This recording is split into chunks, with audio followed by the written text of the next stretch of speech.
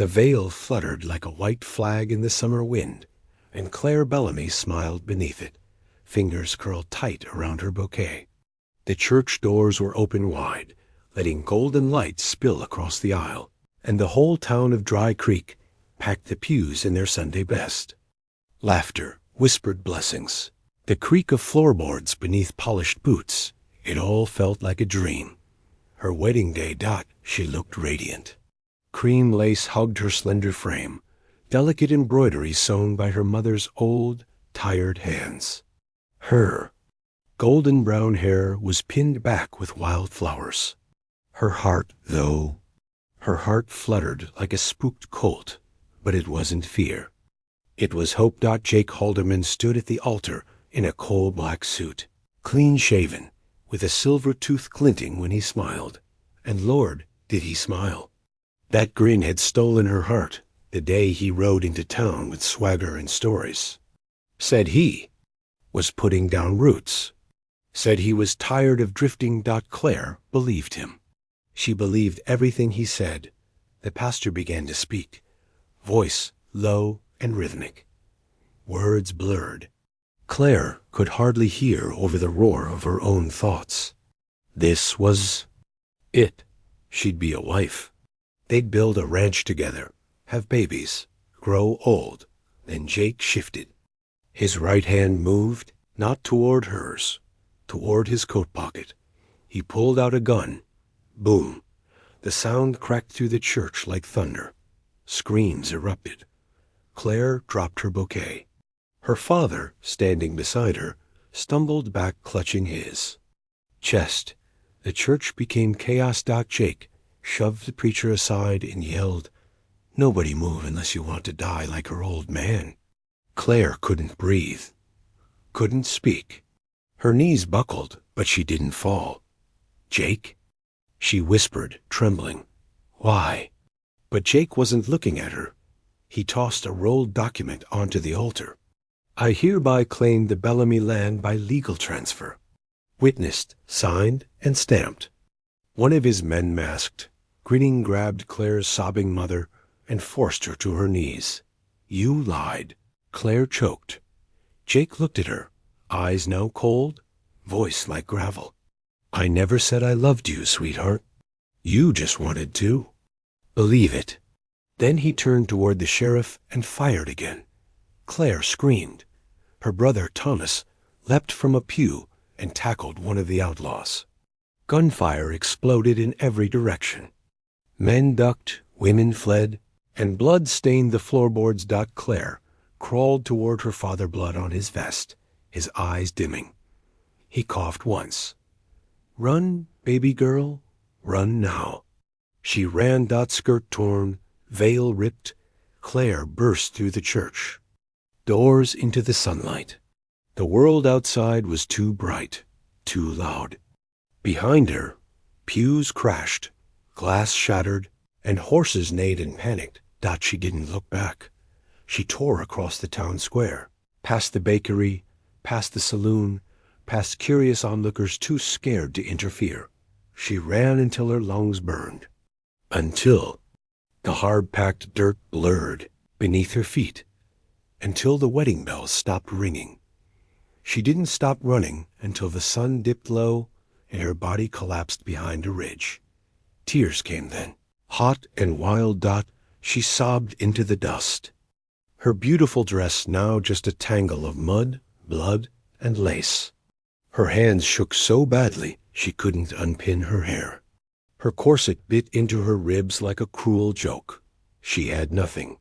No father, no brother, no home, no land. And no idea what came. Next. Until the horse stepped into view. A paint mare, hooved soft on the sand. Its rider dismounted slowly, quietly.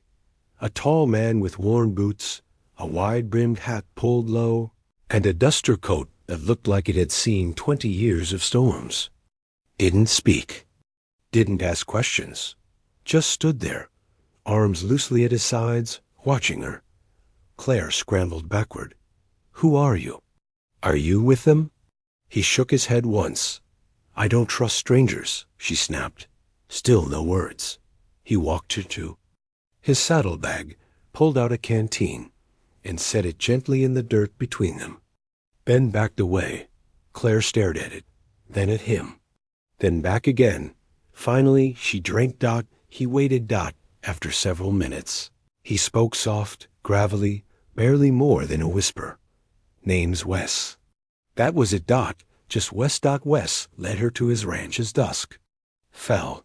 It was miles out from Dry Creek, tucked behind red rocks and whispering trees. The place was humble: 2 horses and a crooked fence, a lean-to barn, a half-built porch. He offered her a cot in the barn, blankets, a place to wash. Still never asked what happened. She liked that. Night came. Coyotes howled. She lay there in the hay, staring at the rafters. Her mind raced in broken images. Her father's eyes, her brother's shout, the gunshot, Jake's grin. She wanted to scream, but all she did was whisper, "He used me." A pause, and Wes's voice from outside the barn. "Yep." In the morning, she tried to leave. Sighed she had to find her mother. Find Thomas. Wes didn't stop her, but said the trails were being watched. Jake'll want to clean up his mess. Claire laughed bitterly. "So I'm the mess now?" "No," he said. "You're the witness." They sat on the porch together as the sun rose. She in her patched wedding dress, he with a black coffee steaming in a tin cup. He handed her a piece of jerky. She took it, bit down. Silence, sat with them like an old friend. Then he said, "You got a plan?" She shook her head. "Then stay till you do." By sundown, they had fixed the barn door together. Wes barely spoke, but when he did, it was useful. Precise. He showed her how to hammer without splitting wood, how to wrap her fingers to avoid blisters, how to stand her ground even when her knees shook. She noticed he walked with a limp. Old injury. Never explained. He noticed her hands shaking when thunder rolled in the distance. Trauma. Never pride.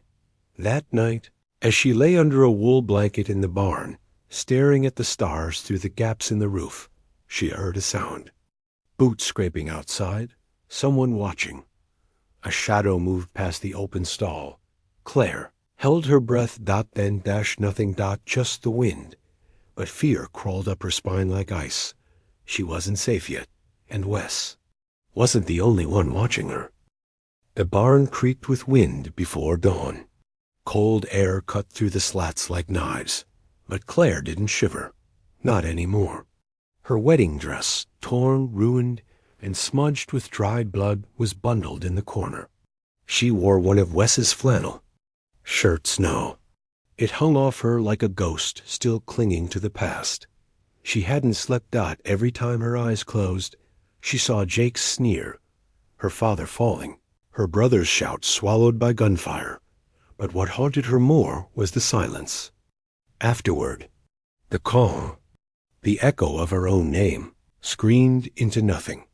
She stood and opened the barn door. Wes was already up. He didn't look surprised to see her, just nodded toward a bucket near the well. "Water's clean? Coffee's on." Claire nodded back. No good mornings. No awkward small talk. It was strange, but in a way comforting.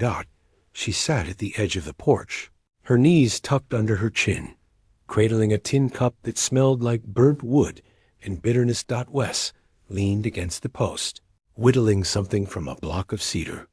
His knife moved with a rhythm that steadied her nerves. He didn't say much, didn't ask about the wedding, the massacre, Jake. He didn't ask anything, and somehow that meant everything. "I dreamed my father was still alive last night," Claire finally said. "He was arguing with Jake at the altar, and my mother kept whispering to me, 'Say, I do, say I do.'" Wes paused, looked at her. "You say it?" She sipped the coffee. "No." He went back to carving. The ranch was small, simple. 2 horses, a mule, a chicken that wandered like it owned the place. But there was something healing in the chores. Wes let her help with. They fixed a cracked fence post. Fed the animals, repaired a leaking pipe near the trough. Wes showed her how to hold the hammer steady, how to keep her thumb out of the way. His hands were rough but precise, like a man who knew how to build and destroy. Claire asked, "You always live out here alone?" He shrugged. "Not always." She waited for more. It didn't come. They ate together at sunset, beans, jerky, fresh. Eggs. Wes had a rhythm to his days that kept her grounded. Mornings started with black coffee. Afternoons ended with silence. And in between, there was motion, constant, purposeful, clean. "I used to want a big house," she said one evening, "with lace curtains and a piano, and a garden full of rose bushes." Wes glanced at her. Nothing wrong with that. She smiled. "You got lace curtains?" He smirked. "I got a chicken named Lucy. Closest thing." It caught her off guard. The humor, dry as the desert, but warm underneath. She laughed, really laughed. It was the first time her ribs didn't ache from holding in the grief. That night, she sat by the fire pit while Wes smoked a hand-rolled cigarette. "You ever loved someone?" she asked. He was quiet for a long time. Then, once. "What happened?" "She died." Claire looked away. "I'm sorry." "Was a long time ago." "How'd she die?" Wes didn't answer. Just flicked ash into the wind. Claire turned to look at him. The fire danced across his face, scarred, weathered, half-shadowed. She thought of how still he always stood, how careful he was when he moved. He looked like a man stitched together by pain and stubbornness. "You don't talk much," she said. He glanced at her. "But I listen real good." By the third day, she started hearing things. Or thought she did. Branches snapping. Hooves. In the dark. Once, a single whistle on the wind that stopped her heart. Wes noticed. "You're jumpy," he said. "I'm hunted," she replied. He nodded. "We all are, in one way or another." She went quiet. "I saw the mark," she whispered. He looked at her slowly. "What mark?" "On the tree. 3 vertical slashes." Jake scanned. "They use it to track and warn." Wes stood, walked to the barn, came back with a rifle. "You sure?" he asked. She nodded. He checked the chamber. "We'll move tomorrow. Head east. I know a place. Safe." Claire stared into the fire. "I'm tired of running." "You tired enough to fight?" She looked up, met his eyes. "I think I am." They left at dawn. Wes packed fast minimal supplies, rifles, food, bedrolls. Claire insisted on carrying her own bag. He didn't argue. The trail was narrow and rough. Red rock canyons flanked them on both sides. Wes rode point. Claire followed. She still wasn't great with horses, but he kept his instructions short and calm. "Lean forward, loosen the reins. Let him feel your hands, not your fear." It worked, mostly. "Where are we going?" she asked. "Abandoned claim near Widows. Pass. No one goes near it. Haunted, they say." She raised a brow. "You believe in ghosts?" He squinted ahead. "I believe in folks who think they've seen ghosts. And that's just as useful." They made camp in the shadow of a broken ridge. Claire stood watch while Wes cooked. "You trust me?" she asked suddenly. He looked at her over the flames. "Wouldn't be riding with you if I didn't." "Why?" He shrugged. "Trust ain't something I ration. It's something I gamble." She stared at him, fire reflecting in her eyes. "And what happens if you lose?" He tossed a pebble into the flames. "Then I get burned." That night, she couldn't sleep. She stared at the stars, her fingers wrapped around the handle of a knife Wes had given her. Just in case, she thought about Jake, how easily he lied, how convincingly he smiled, how love could be used like a weapon. She looked over at Wes, snoring lightly under his hat. One leg kicked out, gun resting by his side, and something shifted inside her. Maybe it wasn't about falling in love again. Maybe it was about learning to stand. Again that morning came with the smell of smoke, but not from their fire. Wes jolted upright. Both saw its smoke curling up behind the canyon wall. Black and thick, the ranch. Burning. Jake had found them. Claire's voice shook. He burned your home. Wes checked his rifle. His jaw clenched. He made it personal. She swallowed hard. I'm not running anymore. Wes looked at her, really looked. Then he nodded once. Then we set a trap. The canyon narrowed as they rode through it. Shadows tall and jagged on the rock walls. Dust curling up from the hooves like ghosts. The wind whispered things Claire couldn't quite understand, soft, slithering sounds like voices just out of reach. They weren't far from Widow's Pass now. Wes rode ahead, rifle slung low, one eye on the ridges. Claire trailed close, holding the reins tight. Her palms were raw from riding, and her thighs ached. But she said nothing. She didn't complain anymore. Didn't flinch every time the wind shifted. She was learning. But Jake's smoke still haunted the back of her throat. Wes's ranch was gone. Torched, flattened, that simple, peaceful piece of the world burned to ash. All because of her. She hadn't cried. Not when she saw the fire. Not when she saw the barn collapse into cinders. Not even when Wes picked up Lucy, the chicken burned, dead, limp in his hand, and buried her with a single spade of dirt, and no words. Claire just watched and made a vow. The abandoned claim near Widow's Pass wasn't much. An old prospector's shack, half rotted into the hillside. A mine shaft yawned behind it, like the mouth of something that used to breathe. The door hung off one hinge. Inside, it smelled of dust, oil, and secrets. Wes swept the place once. Rifle in hand. Claire laid out the supplies. Neither said much, but everything had changed. We'll take the high ground, Wes muttered, kneeling on a ridge above the shack. If they come, they'll come from the south trail. Straight and cocky. How many do you think? At least 4, maybe 6. Claire adjusted the strap on her shoulder.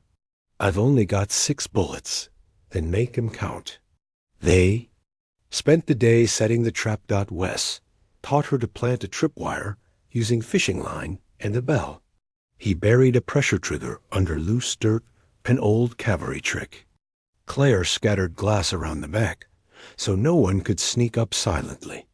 She had become part of the plan, not just a target anymore. Not just a bride left standing in blood-soaked lace. That night, they sat by a low fire, well hidden by the rocks. They didn't talk about the fight coming. They talked about little things. I used to hate beans, Claire said, chewing slowly. Wes raised an eyebrow. That's near blasphemy out here. My ma made 'em 3 times a week. No seasoning. Just boiled. Wes winced. That's not beans. That's a punishment. Claire smiled. She meant well. Wes's eyes softened. They usually do. She looked at him. You were a lawman, weren't you? He paused. Then nodded. U.S. Marshal. Years back. What happened? Trusted the wrong man. He said quietly. Got a girl killed. Claire's voice faltered. Your daughter? Wes flinched, just barely. Yeah. The fire popped. She was 12, he said. Bright, brave, trusted everyone. We were after a gang, and I let my guard down. He stared into the flames. That's why I don't talk much, he whispered. Words failed her. Claire didn't know what to say. So she said nothing. She just reached over and took his hand. And for a long time, neither of them let go. The gang came at dawn. They didn't sneak. They came loud, laughing, hooting, calling her name like it was a joke. Claire! Honey pie! You done hid long enough. Wes nodded from the ridge. Claire swallowed hard, rifle steady in her hands.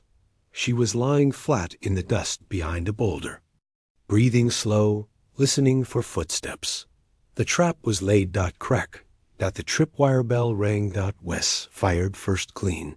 Sharp, clipped one rider clean off his horse. Then chaos. Gunfire tore the silence apart. Claire ducked behind the rock, heart hammering. Another rider screamed. Then another shot. Then footsteps close. Claire rolled, rifle up, and pulled the trigger. Boom. A man stumbled back, clutching his throat. She had hit him. She had hit him. The glass in the back snapped. Someone tried to climb the rocks, but triggered the pressure. Plate Wes had buried. Boom. The explosion was small, but enough to knock him cold. Claire moved to reload, hands trembling. When a figure charged around the ridge. Jake. He looked worse than she remembered. Wild eyes, blood crusted on his shirt. A jagged scar down his jaw she hadn't seen before. You're just full of surprises. Sweetheart, he snarled. Claire froze. Jake raised his gun, but a bullet clipped his shoulder. Wes. Jake spun and fired. Back, bang, bang, bang, forcing Wes behind cover. Claire had one shot left. Her breath shook. She stood, raised her rifle, sighted him. Jake turned toward her, smiled that awful silver-toothed smile. You gonna do it, Claire? Gonna shoot the man who married you? She didn't hesitate. Boom. He dropped. Not clean, not quiet, but dead. The canyon went still again. Dust hung in the air like smoke after war. Claire fell to her knees. Wes limped down the ridge, rifle in hand, eyes scanning for movement. When he reached her, he didn't say a word.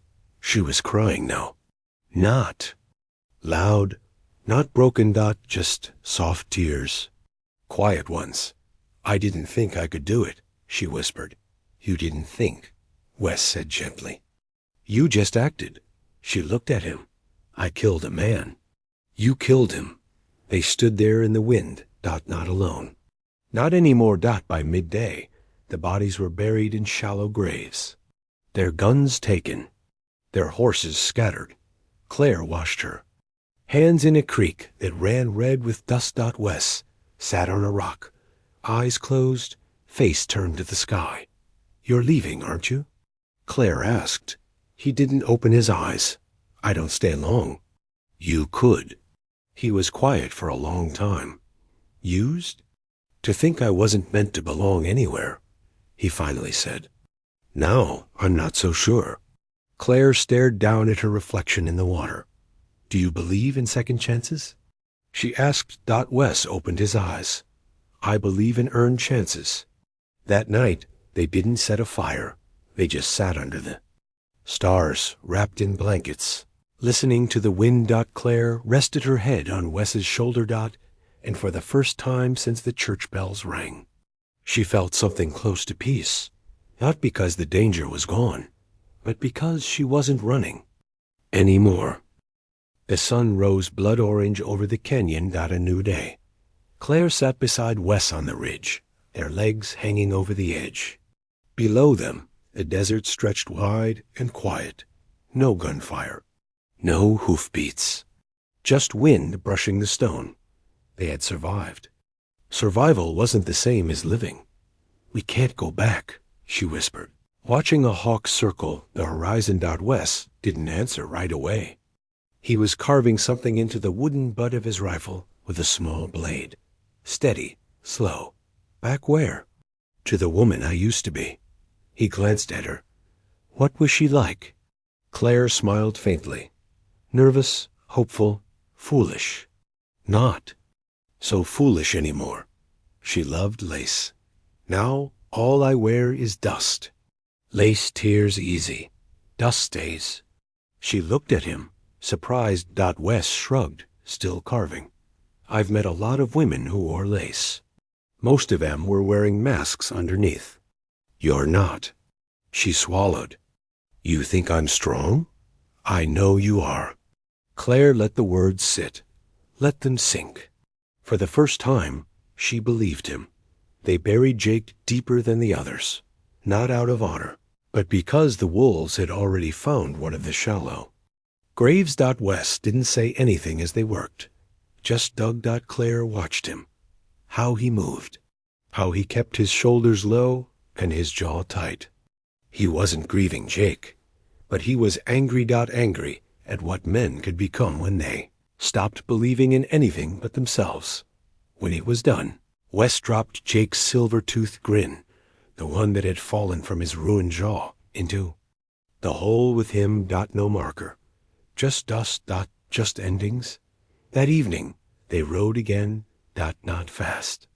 Not far. Wes had found a hidden trail that led north, where the hills turned green and the rivers ran colder. A place where nobody knew their names, where a woman with fire in her heart and blood on her hands could start again.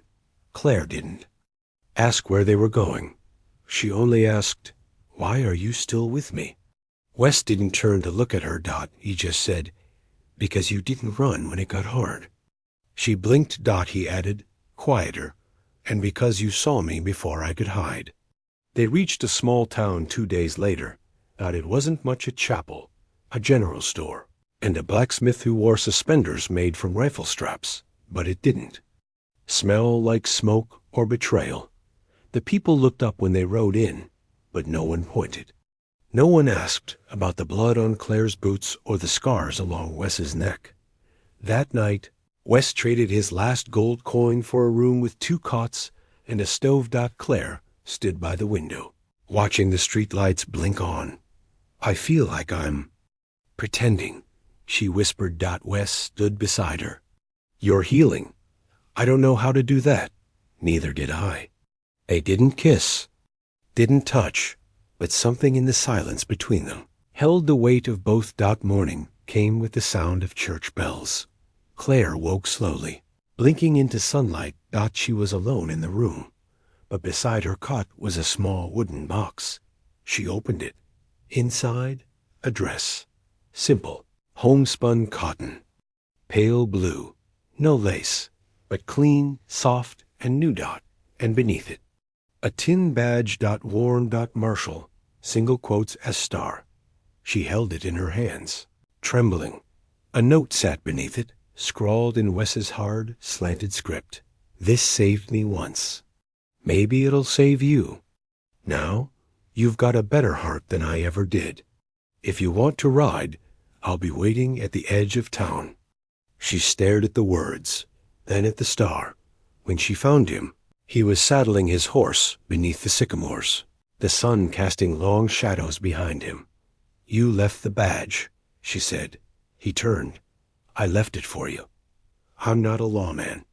"You're something better." She stepped closer. Her voice broke. "You really believe that?" "I do." Her hands tightened around the badge. "I thought love was something you earned," she whispered. "Something you had to fight for, bleed for." Wes smiled softly. "Sometimes, but sometimes, it's just about staying." She stepped closer. He didn't move.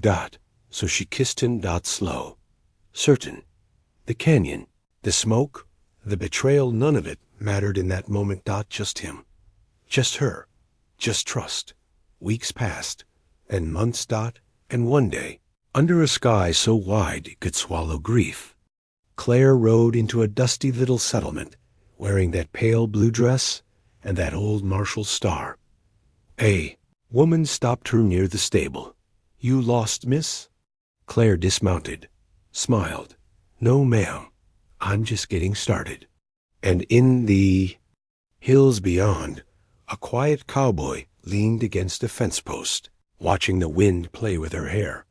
He didn't wave, didn't shout, but his heart answered. Loud as a bullet, soft as hope.